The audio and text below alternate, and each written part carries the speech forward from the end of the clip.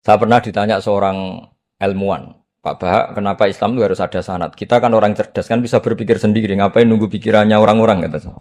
Terus saya bilang agama itu agamanya Allah dan Rasul. Kalau pikiran kamu namanya agama kamu, bukan pikiran agama kata saya. Kalau kamu punya pikiran, yang namanya pikiran kamu, tidak agama. Kalau agama itu harus bersanad. Jadi pikirannya Mbak Hashim sama dengan pikirannya Mbak Mahfud pikirannya sama dengan Said Abi Bakar Sato, Said Abi Bakar Sato sama dengan Said Zaini, Dahlan dan seterusnya dan seterusnya. Sampai logika itu sampai Rasulullah Shallallahu Alaihi Wasallam. Saya beri sekian contoh. Pikiran yang kita ciptakan bisa salah misalnya begini. Dulu misalnya Nabi pernah bersabda, Al-Qatil wal Maktul Finnar, pembunuh yang dibunuh sama-sama neraka. Jadi idal takol muslimani bisayfihima fal qatil wal matul finnar. Jika dua orang muslim bertemu sama-sama bawa pedang, maka yang bunuh maupun yang dibunuh itu sama-sama masuk neraka. Makanya kita harus syukur sekali Indonesia itu paling menghindari membunuh, karena kalau sesama muslim membunuh itu ancamannya berat, sama-sama masuk neraka. Bukan sekedar diboyong dari pondok Tebu Ireng, itu neraka. Kalau diboyong pondok gampang, nanti mondok lain gampang. Terus logika sahabat begini, hadza al-qatil, fama balu maktul. Oke ya Rasulullah, kalau al-qatil masuk neraka namanya pembunuh, oke kita terima. Tapi fama balul maktul, lalu dosanya yang terbunuh itu apa? Wong dia korban kok dia dibunuh? Apa jawabannya Rasulullah Shallallahu Alaihi Wasallam? Jawabannya innahu kana harison ala qatli sahibi. Sebetulnya dia juga mentalnya pembunuh, cuma nasibnya terbunuh. Jadi seperti misalnya sampean hasut saya, itu nggak perlu disakeni. Sebenarnya sampean yang inginnya ya menggusur saya, cuma nasibnya tergusur gitu. Makanya kalau ada orang rebutan pacar kok kalah itu udah usah disakeni. Sebenarnya mentalnya dia perebut gitu. Cuma nasibnya kalah gitu. Jadi apa ya? Ya tadi. Ya ini penting ya, penting sekali. Itu jadi sebetulnya ketika duel tuh semuanya kan mentalnya pembunuh.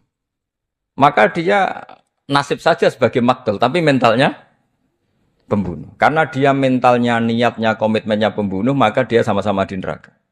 Maktul itu fakta, faktanya terbunuh, tapi mentalnya pembunuh. Sehingga hukumannya sebagai pembunuh. Sama kalau sampean berebut itu mentalnya ya perebut. Cuma nasibnya kalah atau terebut. Itu soal saya akan mengkagumi Gus Dur dari segi fikih. Ketika Gus Dur dilengsarkan dari presiden, yang paling saya kenang dan para ulama seluruh Indonesia, mungkin seluruh dunia mengenang adalah keberhasilan Gus Dur mengelola konflik itu tidak pertumpahan darah. Itu satu prestasi yang insya Allah jadi amal beliau, semoga mendapat ridhonya Allah Subhanahu wa Ta'ala.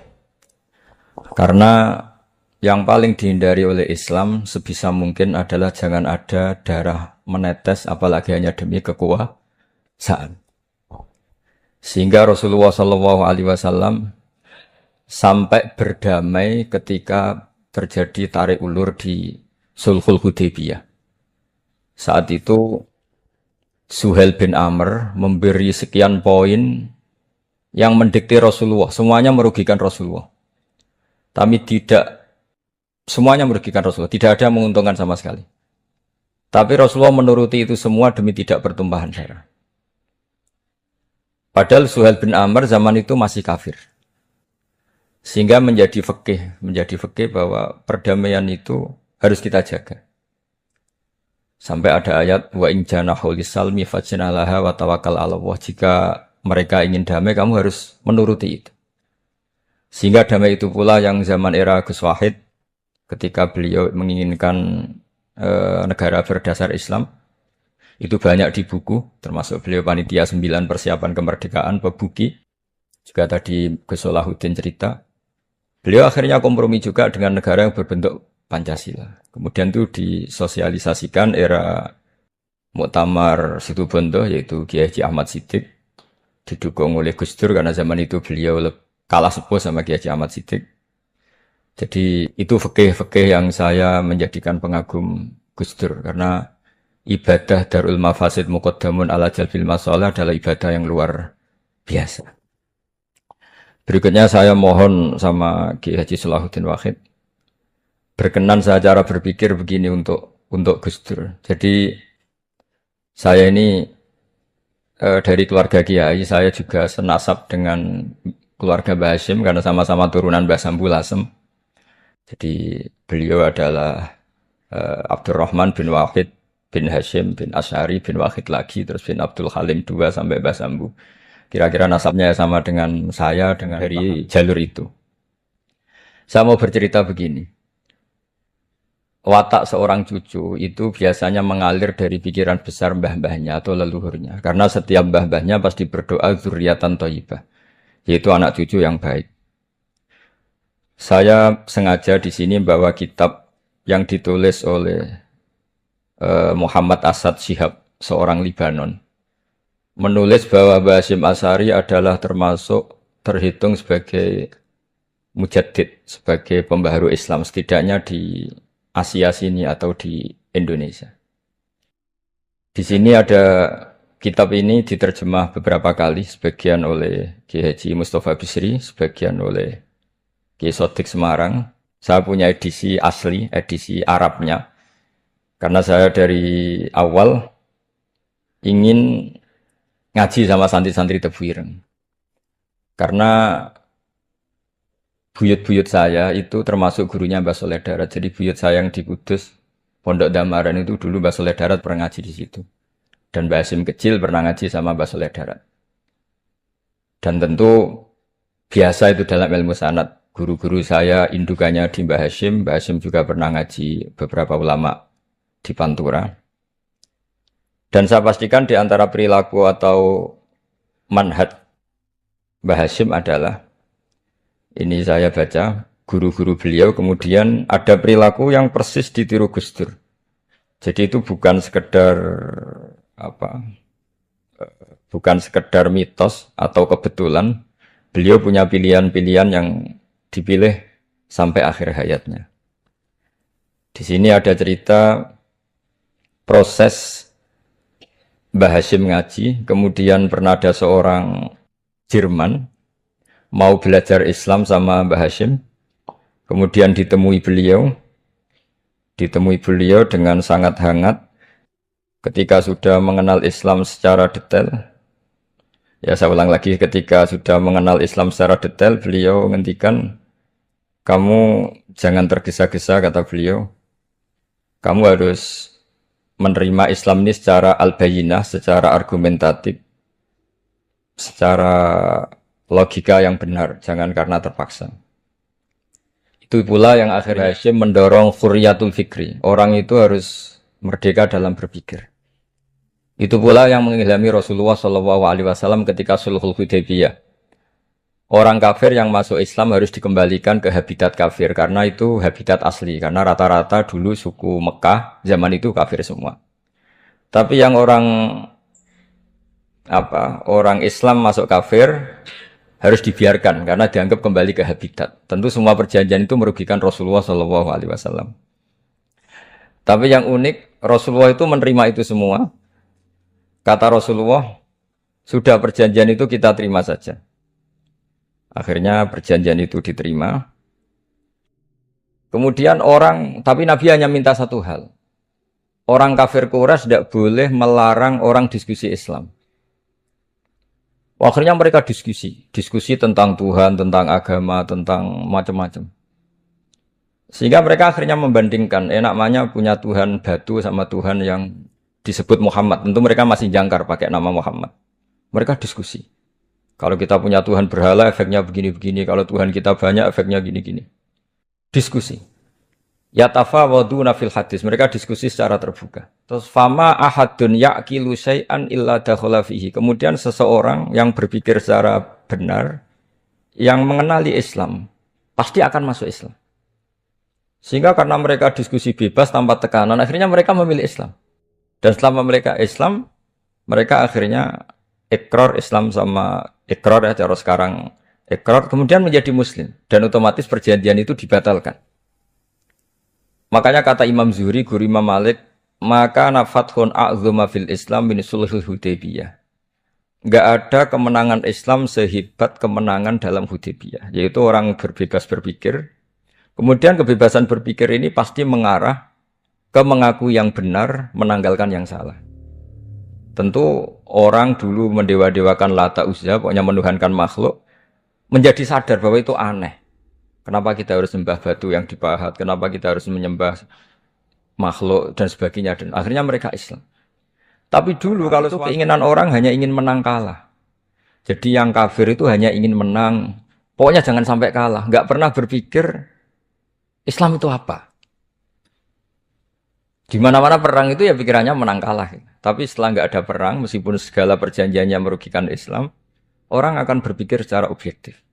Makanya fama ahadun yaqilu syai'an illa dakhala fihi. Tidak ada seseorang yang berpikir tentang Islam kecuali akhirnya masuk Islam. Sehingga itu disebut maka nafathun a'zama fil Islam min sulhul Hudaybiyah. Enggak ada futuhat yang sebesar sulhul apa? Hudaybiyah. Ya kitab ini namanya Wadi'ul Labinat Istiqlalil Indonesia. Mungkin santri Tebireng mungkin lebih tahu ya karena harusnya lebih tahu. Jadi kalau tahunya baru sekarang ya rontok innalillahi wa inna ilaihi rajiun. Jadi saya tidak perlu bangga lebih tahu karena memang seharusnya Anda lebih tahu. Kalau ndak ya keterlaluan. Ya namanya itu Wadi'ul Labinatil Istiqlal al-Indonesia. Ini saya baca tapi ini demi Gus Dur artinya bahwa pilihan-pilihan itu mulai ada zaman Mbah Hasyim Asy'ari. Ini saya baca dulu ya guru-guru Mbah Hasyim supaya clear. Selama ini yang dikenalkan beliau ngaji sama saya Mahfud, saya Khotib Minangkabau. Ini di kitab ini. Saya baca sesuai harokat yang ada di kitab ini. Nanti kalau sampai tidak cocok karena beda madhab, ya nggak apa-apa asal pinter saja. Karena baca kitab itu unik. Kadang-kadang satu guru sama guru yang lain itu beda-beda. Dan biasanya guru itu nggak mau kalah. Mbah Mun tuh sering cerita, ada kiai maknani wati ini lan wit alu. Itu muridnya gerutu karena pernah mondok itu kok nggak gitu. Pak guru, di kitab saya maknanya itu pohon elu. Lah iya cung, wit elu kena gua alu kata guru. Gurunya kata gurunya nggak mau kalah. Ada yang guru itu salah baca wal jarodin lan lawang. Muridnya nggak terima. Pak Yai saya pernah ngaji itu maknanya walang. Lah iya walang sing ning lawang cung. Itu memang kasus makna-makna di Jawa itu banyak. Karena awalnya memang wis rodok bodoni. Kenapa saya bilang bodoni? Yang bilang Mbah Mun makna Jawa ono bodoni nih. Karena watin itu kan nggak ada di Indonesia. Tapi kiai itu malu kalau gak iso maknani. Akhirnya wati ini wet elu. Tanyakan orang pakar ahli Jawa ya ndak tahu lo itu apa. Pokoknya butuh kiai itu ada lafaz ya ada maknanya. Padahal jenis itu nggak ada di Indonesia. Seperti haudat itu maknanya di Jawa sekedup. Sekedup itu rumah kecil yang ada di unta zaman dulu. Di Jawa ada enggak? Tidak ada. Kalau kamu tanya orang Jawa ini apa namanya? Namanya ya rumah kecil di atas unta. Tapi Kiai Jawa dulu punya makna namanya apa? Sekedup. Jadi Kiai Jawa itu luar biasa improvisasinya. Ya rodok bodoh nih gitu. Lah yang sering bodoh nih itu bab halal haram, tapi bodoh nih apa? Ya enggak semua bodoh nih itu buruk, kadang wajib. Betul ya? Ini sama tergesola. Ini karena keahlian fikih saya juga barokahnya Mbah Hasyim Asy'ari supaya beliau senang. Beliau senang karena para nabi, para wali, para ulama itu tidak meninggal. Tadi kalau Mbak Anita bilang wafat itu kalau dalam bahasa Arab wafa yafi wafaan itu maknanya nuhoni. Nuhoni itu sudah memenuhi. Jadi sebenarnya memang nggak pernah ada orang mati itu. Jadi kita punya jatah umur, jatah rezeki sudah terpenuhi semua. Namanya wafat. Dari kata wafa yafi wafaan, sesuatunya sudah penuh maka diambil. Kalau roh sendiri nggak pernah meninggal. Ya roh sendiri kalau Mbak Anita bilang kita memperingati kehidupan Gus Dur ya memang hidup karena tadi nggak ada siapapun bilang orang itu mati. Orang mati itu adalah jasad, rohnya diambil dari jasad. Roh sendiri ini nggak pernah berstatus mati karena makanya orang Jawa semua sepakat. Wong mati ku piye sing nyawane dijabut. Jasadnya mati, nyawanya diambil. Kemudian nyawa ini yang mengalami dapat nikmat maupun dapat azab. Ya, keyakinan ahli sunnah wal jamaah ini perlu didoakan karena menghadapi Allah butuh topangan doa dan doa itu nggak pernah salah karena otoritas doa itu milik Allah Subhanahu wa Ta'ala. Nggak bisa kamu nyemprit Allah. Allah ini sudah akhirat loh, amal nggak ada gunanya loh, nggak bisa. Allah tetap zat yang bisa mengabulkan doa siapa saja. Sehingga ahli sunnah berpendapat doa itu yanfa'ul mayyit, doa itu manfaat untuk mayit. Sehingga Mbah Hasyim Asy'ari ngarang secara spesifik risalah an ahli sunnah wal jamaah. Di antara yang paling pokok adalah ad-du'a yanfa'ul mayit. Bahwa doa itu manfaat pada mayit. Ini saya hitung ya guru-gurunya Mbah Hashim. Darus Salhat Muhammad Hashim Asy'ari ini karangannya Asad Shihab, orang Libanon. Buku ini selesai tahun 72. Beliau lama sekali ikut ngaji di sini sama Mbah Hashim. Tapi sebagai peneliti, beliau ke sini sudah alim. Ndak terus masih ngapalkan alif bata itu ndak, itu masih sudah alim. Darus Salhat Muhammad Hashim Asy'ari fil Haramil Makki Syarif fi Makkah Al-Mukarramah alaihi ulama. Seterusnya, beliau hitung ya. Amsalus Syekh Ahmad Amin Al-Attar. Wasayyid Sultan bin Hashim, Wasayyid Ahmad Zawawi. Ya dihitung ya, sudah berapa itu. Tapi beliau ke sana sudah alim loh, jangan sampean kira kalau sampean ke sana itu jadi TKI repot nanti itu. Itu kata Mbah Mun kalau ada orang mau mondok Mekah, apa mondok Mekah wis alim dereng. Kersane pinter bahasa Arab, Pak. Bakul es nang Arab pinter bahasa Arab kata Mbah. Jadi kalau beliau kalau sama orang belum alim mondok di Mekah itu agak duka beliau. Ya, Syekh Ahmad Amin Al-Attar, Wasayyid Sultan bin Hashim, Wasayyid Ahmad Zawawi, Wasayyid Ibrahim Arab, Wasayyid Ahmad bin Hasan Al-Attar, Wasayyid Said Al-Yamani. Ini yang gurunya Mbah Zubair juga, guru-gurunya keluarga sarang. Wasayyid Husain Al-Habsyi. Ini mbah-mbahnya keluarga Habib Anis Solo. Jadi, ya pokoknya keluarga besar Solo, karena kita tahu Habib Anis itu bin Alwi bin Ali yang punya simtud, Duror bin Muhammad bin Husain. Alladzi tawalla mansibal iftah hatta wafatul maniyah wa Sayyid Bakar Sato. Ini yang ngarang Anatu Thalibin. Wa Syekh Rahmatullah wa Sayyid Alawi bin Ahmad As-Segaf. Ini yang ngarang Tarsihul Mustafidin. Kita tahu sarah i'anah paling terkenal adalah dua I'anatu Thalibin dan Tarsihul Mustafidin. Itu dikarang oleh Alawi bin Ahmad As-Segaf. Terus wa Sayyid Abbas Al-Maliki, itu banyak Sayyid Muhammad. Karena kita tahu Sayyid Muhammad adalah Muhammad bin Alawi bin Abbas, ya, Muhammad bin Alawi bin Abbas. Itu juga gurunya Mbah Hashim, wa Sayyid Abdul Az-Zawawi, wa Syekh Saleh Bafadl, wa Syekh Sultan Hashim Daghestani. Jadi selain guru-guru di Indonesia termasuk Mbah Mahfud Termas, Syekh Khotib Al-Minangkabu, beliau punya guru-guru itu yang saya sebut. Lalu barokahnya guru-guru itu, ya, barokahnya guru-guru itu, Mbah Hashim berpikir seperti itu. Dan berpikir seperti itu yang mengilhami Gus Wahid. Kemudian Gus Wahid mengilhami Gus Dur. Kenapa saya cerita ini? Supaya kamu tahu bahwa pikiran-pikiran besar Gus Dur itu ada sanadnya. Jangan sampai kamu berpikir Gus Dur cerdas muka kan delok film lah. Terus gue delok film kan ya repot gitu. Jadi makanya ini, karena banyak juga yang cerita Gus Dur sebagai budayawannya, sebagai demokratnya, sebagai pluralisnya. Yang cerita itu kan sudah ada. Masa saya disuruh cerita itu lagi? Jadi kalau sampean saya cerita itu lagi kan coro Jawa tahsilul hasil. Jadi ini itu tidak bidang saya. Bidang saya akan melihat Gus Dur sebagai cucu Mbah Hashim siapa? Asy'ari. Ini saya baca ya. Ini bahasa Jerman tapi sudah diagak-agak Arabkan. Ma'al Muhandis Karel von Schmidt. Ini Mbah Hashim. Jangan kira yang pernah berkawan ya, bersosialisasi dengan non-muslim itu mulai Gus Dur. Mulai Mbah Hashim ini di halaman 108 kitab tadi. Wadi'ul Labinati Istiqlal Al-Indonesi. Kitab ini boleh sampean gasap kok. Nanti setelah ini tak bawa pulang atau sampean gasap enggak apa-apa. Ini santai-santai kita fireng enggak apa-apa. Siap ya? Ya nanti bisa dibajak. Lakot kan seterusnya hakon ziaratil alam Muhammad Hashim makana dalika fi yaumini 7 Juli tahun 1936 fi maqorihi Tebu Ireng haitsu taqaltu indahu bil muhandis Karel von Schmidt wa kanatil fursa saikhal tahadus ma'ahu tawilan. Terus setelah itu ini ceritanya muallif menangi Mbah Hashim diskusi sama orang orientalis. Ini kata muallif, wa hadhil uqdatu takunu aqidatan wa hiya uqdatul mustasyrikin fa kullu shay'in ya'ti minal ghurbiyin wal irobiyyin wa Eropa ya'tabirunahu dasisah. Jadi zaman itu Mbah Hashim itu sering punya tamu dari Eropa, dari barat, dari macam-macam. Sumastatrodal muhandis fa terus sampai nah ini cerita saja betapa Mbah Hashim itu perkawanannya luas sekali. Terus ini cerita akhirnya orang ini sampai masuk Islam. Ketika masuk Islam, di antara pesannya Mbah Hashim, saya ulang lagi, di antara pesannya siapa? Mbah Hashim itu beliau bilang eh, kamu harus dipikir-pikir lagi katanya. Itu kan satu kearifan. Satu kearifan Mbak Hasyim ini saya baca karena saya takut ditegur ini. Saya juga nunggu surat kok tidak datang-datang ini kok. Supaya cepat apa? Cepat selesai. Ini bebas.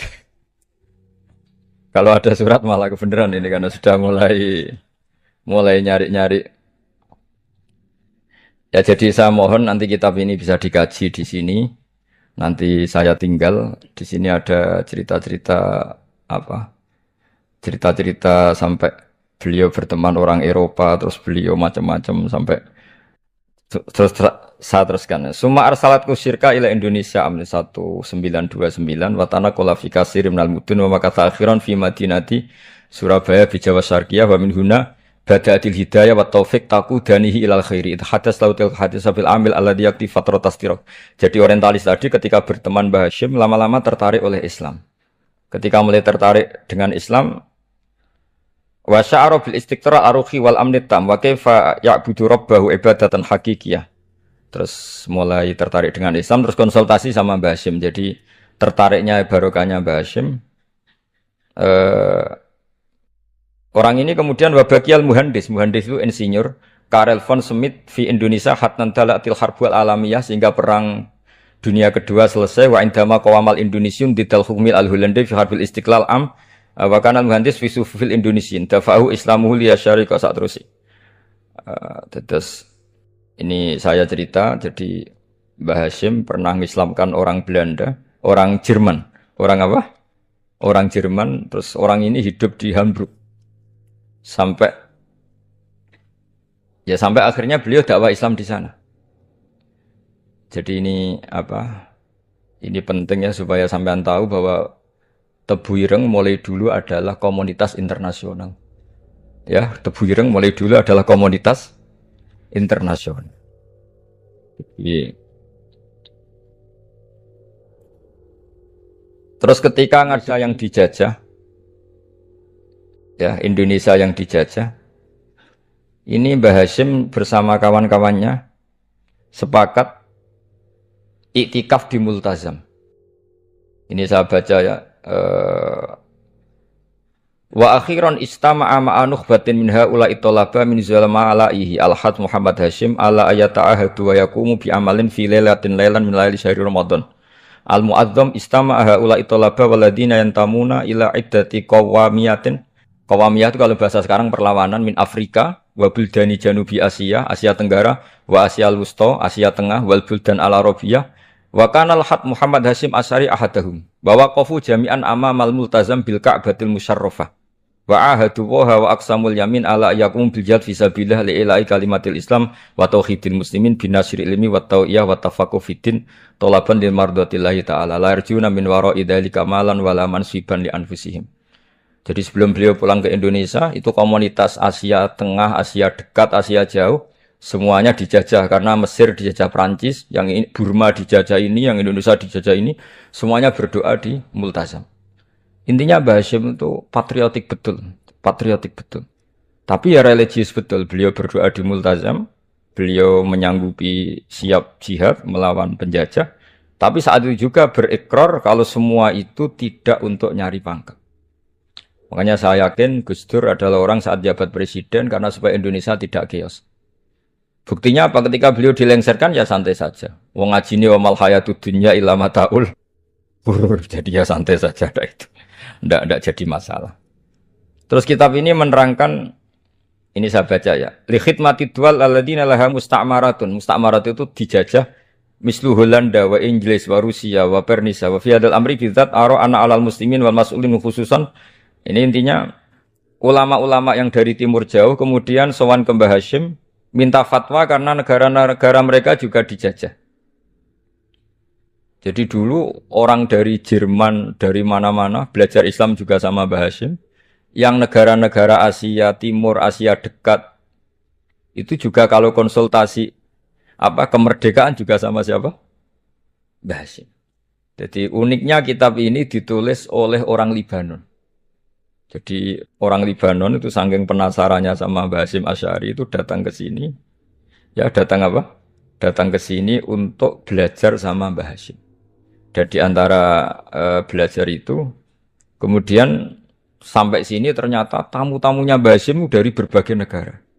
Mulai yang konsultasi cara memerdekakan negaranya karena ngalami dijajah, sampai cara belajar Islam yang benar. Termasuk tadi yang Karel von Schmidt tadi yang masuk Islam karena konsultasi sama Mbah Hasyim. Padahal dia orang Jerman.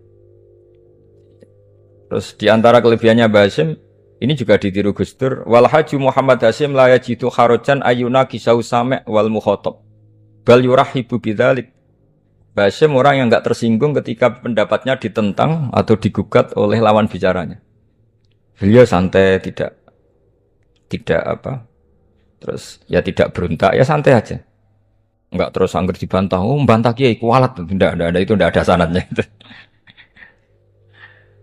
Nah ini saya pastikan ya bahwa kehebatan Gus Dur itu kita nggak lepas dari barokahnya siapa? Mbah Hasyim.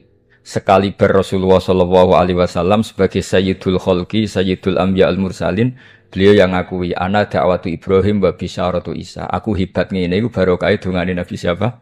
Ibrahim. Maka ini sesuatu yang saya tekuni, jadi nggak salah. Kalau bicarakan Gus Dur ya harus bicarakan Mbah Hasyim. Sama bicarakan Nabi Muhammad Sallallahu Alaihi Wasallam juga harus membicarakan Jadduhul A'la yaitu Ibrahim alaihissalam. Jadi ini kitab bisa dipakai atau digasap ya nggak apa-apa.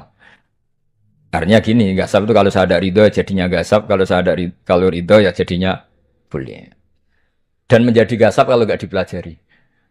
Ya jadi kalau enggak terus tinggo jimat itu kita fokus bahak sakti wah ya repot makanya ini. Nah kalau dipakai itu gasap. Tapi kalau nanti didiskusikan sama teman-teman kemudian menjadi baik, menjadi luar biasa, saya ikut ngamal. Terus saya ulang lagi, saya teruskan. Ittisolatuhu itu komoditas beliau. Lahu ittisolatun wasi'atun wa mukatabatun ma'akatsirin min zu'ama'il alam al-islami fi dzalikal ahdi. Bianahum Asy Abdul Aziz As-Sa'alibi wa Sayyid Diyauddin wa Syairozi Adwul Injil terus beliau punya perkawanan besar di komunitas internasional termasuk Syekh Muhammad Abdul Karim Al-Khattabi wa Sayyid Alawi bin Thahir Al-Haddad Mufti Sultanati Johor. Ya, beliau berkawan dekat sama muftinya kerajaan Johor wa Muhammad Ali wa Syaukat Ali bil Hindi wa Muhammad Ali Jana Muhammad Iqbal. Muhammad Iqbal yang terkenal di India itu wa Sayyid Hibaduddin Asy-Syahrastani. Wazirul Ma'arif al-Iraqiyah. Beliau berteman sama PM Irak. Jadi kalau Gus Dur dari Mesir belajar di Irak, ternyata dulu mbahnya teman akrabnya Perdana Menteri apa? Irak. Terus banyak Waro'isu Majlis Tamyiz wa Sayyid Al-Alama Muhammad bin Aqil wa Sayyid Muhammad Jadul Maula wa Sayyid Muhammad Surur saat terusnya itu. Jadi ini nanti saya tinggal termasuk catatan-catatan ini saya mohon ridho dari Gus Solah dari supaya santri-santri sini belajar Mbah Hasyim lebih serius supaya gampang. Kenapa saya katakan harus seperti ini? Dulu Nabi Ibrahim itu di antara anak cucunya itu secara lahir ada yang tidak soleh. Karena anak cucu itu punya otoritas sehingga anak cucu ini yang menstatuskan Nabi Ibrahim. Sampai Allah sendiri yang meluruskan pengklaiman itu, yaitu ada ayat maka anak Ibrahimu Yahudiyah wala Nasranian, karena ada orang yang bernama Yahuda bin Yakub bin Ishak bin Ibrahim. Karena Yahuda punya pola tertentu dalam beragama, terus seakan-akan mbah-mbahnya paling ya begitu. Akhirnya Ibrahim pernah distatus sebagai Yahudi. Sampai Allah sendiri yang ngintikan maka anak Ibrahimu Yahudiyah wala Nasranian. Sampai datang Rasulullah SAW yang memaklumatkan saya juga cucu Ibrahim orisinil. Dan saya pastikan Ibrahim itu bukan Yahudi tapi bapak tauhid. Semenjak itu Ibrahim dipulihkan namanya. Bukan Yahudi tapi bapak tauhid. Yaitu diistilahkan Nabi millata abikum Ibrahim. Semua tauhid adalah nginduk kepada Nabi siapa? Ibrahim. Nah saya ingin santri-santri Tebu Ireng misalnya nanti suatu saat jadi komunitas internasional, jadi orang keren komunitas internasional, itu bukan karena ingin gaya-gayanan terkenal, tapi ingin niru Mbah Hasyim, bahwa itu awal dakwah Anda fil alam. Semua alam ini tentu butuh tauhid, butuh kebenaran. bukan gagah-gagahan sebagai orang populer. Terus persahabatan yang luas, misalnya Anda khusyuk terus kuper. Wah, ratau kancanan wong ngabin jadi wali gini terus kuper. Mungkin Anda tidak akan jadi wali karena sanadnya Mbah Hasyim itu perkenalannya luas. Sementara kamu milih kuper, gak pernah berteman orang, tapi sanadnya sampai Mbah Hasyim itu membingungkan sanad itu. Wong Mbah Hasyim tidak gitu kok kamu nyanatkan begitu. Jadi kalau santri Tebu Ireng mulai sampai neng kamar, ngobong dupo, terus menterkenalkan diri jadi wali. Gitu. Nanti tonggo kamu ngira itu produk Mbah Hasyim karena kamu santrinya. Kan dianggap cerminan gurunya sampai Mbah Hasyim. Nah kalau ada yang teman-teman gitu harus dimaklumatkan itu sanad mungkotek. Bahwa sanad itu tidak benar. Ini kapan ini ditegur? Ini saya sudah mulai menunggu. Karena ya repot ini kalau kelamaan ini nanti itu. Terus ini khazanahnya Mbah Hasyim. Khazanah itu ya perpustakaan kalau sekarang. Maktabatuhu. Tu'addu maktabatul khat Muhammad Hasyim Asy'ari min aghnal maktabat likhtiwaiha ala anfas. Jadi ini kadang harokatnya ya beda dengan bacaan saya. Sama nanut bacaan saya saja. Di sini ditulis anfusil kutub. Selalu saya baca anfasil kutub karena maknanya kitab terbaik. Kalau kitab terbaik bacanya bukan anfus tapi apa? Anfas. Ya nanti kamu debat sendirilah sama teman-teman ini bacanya apa. Karena ini kadang harokatan. Kalau kadang harokatan repot, ape bantah itu kadang sungkan mbek sing aran, orang bantah kadang beda. Lah supaya selamat, iki ora saleh mualif, khotote sing goblok biasanya gitu korban. Biasanya gitu kalau untuk menyelamatkan kiai itu, oh ini yang ngetik yang salah. Padahal kadang kiai ini barang ya rodok salah tapi ya sembolan. Daripada suudan sama kiai kan mendingan sama pengurus. Ya gitu ya sepakat ya. Jadi ya sudah terus. Ya saya baca. Tu'addu maktabatul khat Muhammad Hasyim Asy'ari min aghnal maktabat likhtiwaiha ala anfasil kutub al-ilmiyah al-islamiyah. Jadi kalau tadi yang diceritakan para kawan-kawan Gus Dur suka baca. Itu Mbah Hasyim itu kitabnya banyak sekali dan semuanya kitab terbaik. Min matbu'atin baik yang dicetak wa makhtutatin baik yang masih tulisan tangan. Athariyatin qadimah baik kitab-kitab yang sudah hampir punah karena saking lamanya. Wa tadummu hadil maktabah jullal kutub al-mu'allafah wal lughat al-arabiyyah wal indonesia wal jawiyah wal malaysia wa ba'dal lughat al-ajnabiyyah al-ukhra. Jadi zaman Mbah Hasyim itu perpustakaannya sudah ada bahasa Indonesia, bahasa Jawa, bahasa Malaysia, bahasa Inggris. Itu yang nulis orang Libanon. Sampai santrinya Mbah Hasyim tidak tahu innalillahi wa inna ilaihi rajiun. Maka ini yang kepertobatan ya saya kasih. Jadi ini saya biasa guyon, kesulitan ini guyon sama santri. Saya tidak midatoni kiai, jadi ini guyon sama santri. Semoga guyonan ini manfaat. Wassalamualaikum warahmatullahi wabarakatuh.